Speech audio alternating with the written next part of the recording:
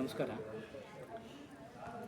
ಉಮಾ ಸಂಗೀತಗಾರ್ ಅವರು ನಡೆಸ್ತಾ ಇರೋಂಥ ಯೂಟ್ಯೂಬ್ ಚಾನೆಲ್ನ ಎಲ್ಲ ವೀಕ್ಷಕರಿಗೆ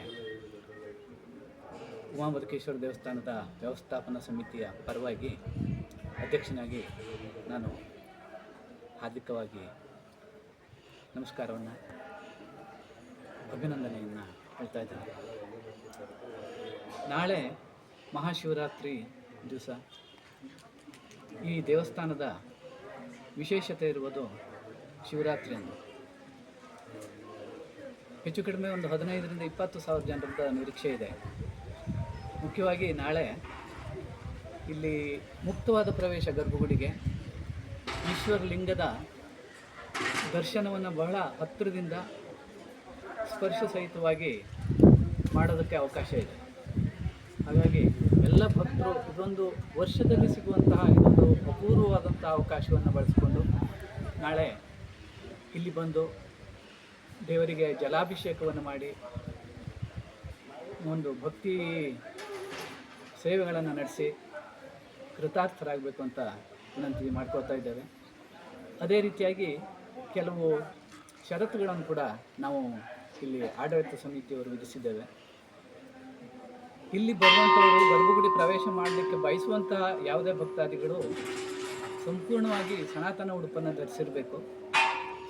ಅಕಸ್ಮಾತ್ ಹಾಗೆ ಏನಾದರೂ ಬಂದಿದ್ದರೂ ಕೂಡ ಇಲ್ಲಿ ಅಂಗಡಿ ವ್ಯವಸ್ಥೆ ಇರ್ತದೆ, ಸನಾತನದ ಉಡುಪು ಸಿಗ್ತದೆ, ಅದನ್ನು ತಗೊಂಡು ಒಳಗೆ ಪ್ರವೇಶ ಮಾಡಬೇಕು. ಆ ನಂತರದಲ್ಲಿ ಹಾಲು ಮತ್ತು ಮೊಸರು, ಜೇನುತುಪ್ಪ ಈ ಥರ ಅಭಿಷೇಕವನ್ನು ಆದಷ್ಟು ತರಬೇಡಿ, ಮಾಡಬೇಡಿ ಅಂತ ವಿನಂತಿ ಇದೆ. ಜಲಾಭಿಷೇಕ, ಎಳನೀರಿನ ಅಭಿಷೇಕ ತೊಂದರೆ ಇಲ್ಲ, ಮಾಡ್ಬೋದು.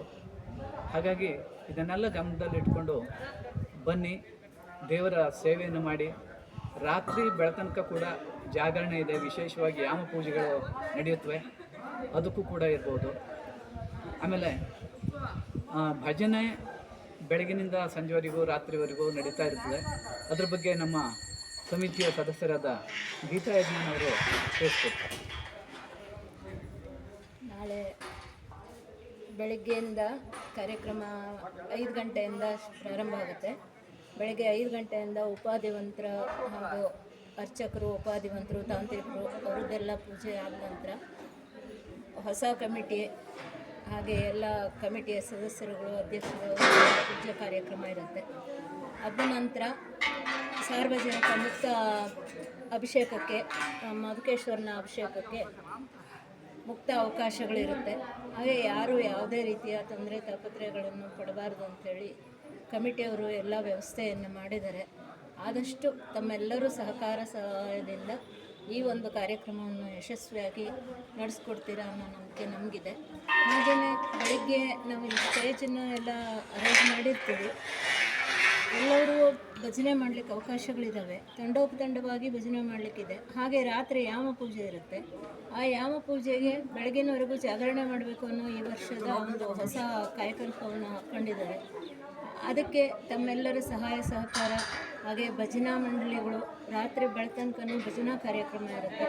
ಅದಕ್ಕೆ ತಾವೆಲ್ಲರೂ ಬಂದು ಕೈ ಜೋಡಿಸಿ ಯಾರ್ಯಾರು ಆ ಕಾರ್ಯಕ್ರಮಕ್ಕೆ ಭಜನಾ ಕಾರ್ಯಕ್ರಮಕ್ಕೆ ಹೆಸರು ಕೊಡ್ತಾರೆ ನೋಂದಾಯಿಸಬೇಕು.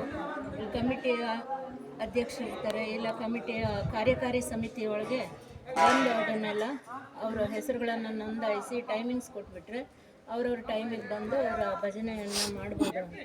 ಹೀಗೆ ಪ್ರತಿಯೊಂದು, ಹಾಗೆ ಮಧ್ಯಾಹ್ನ ಉಪಹಾರದ ಒಂದು ವ್ಯವಸ್ಥೆಯನ್ನು ಕೂಡ ನಮ್ಮ ಬಾಬುದಾರರು ವತಿಯಿಂದ ಮಾಡಿಸಿದ್ದಾರೆ.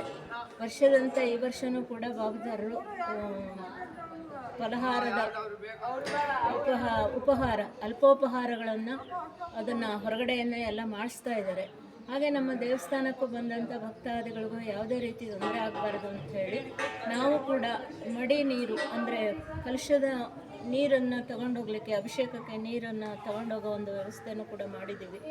ಎಲ್ಲ ವಯಸ್ಸಾದವರಿಗೆ ಹೊಳೆಗೆ ಹೋಗಿ ಸ್ನಾನ ಮಾಡಿ ಬರಲಿಕ್ಕೆ ಆಗೋದಿಲ್ಲ.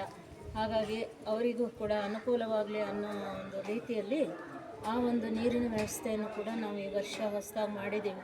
ಯಾವುದಕ್ಕೂ ತೊಂದರೆ ಆಗಬಾರ್ದು ಅಂತೇಳಿ ಆದಷ್ಟು ನಾವು ಎಲ್ಲ ವ್ಯವಸ್ಥೆಗಳನ್ನು ಮಾಡ್ಕೊಂಡಿದ್ದೀವಿ. ದಯಮಾಡಿ ಎಲ್ಲರೂ ನಮಗೂ ಕೂಡ ಸಹಕರಿಸಿ ಈ ಒಂದು ಇದಕ್ಕೆ ಒಳ್ಳೆಯ ಮಾರ್ಗದರ್ಶಕರಾಗಿ ತಮ್ಮ ಸಲಹೆ ಸೂಚನೆಗಳನ್ನು ಕೂಡ ನಮಗೆ ಇನ್ನೂ ಹೆಚ್ಚಿನ ಅಭಿವೃದ್ಧಿ ಆಗತ್ತೆ ತಿಳಿಸಿದ್ರೆ ಅಂಥೇಳಿ ನಾನು ಈ ಮೂಲಕ ತಮ್ಮಲ್ಲಿ ವಿನಂತಿಯನ್ನು ಮಾಡ್ಕೊಳ್ತಾ ಇದ್ದೇನೆ. ಧನ್ಯವಾದಗಳು.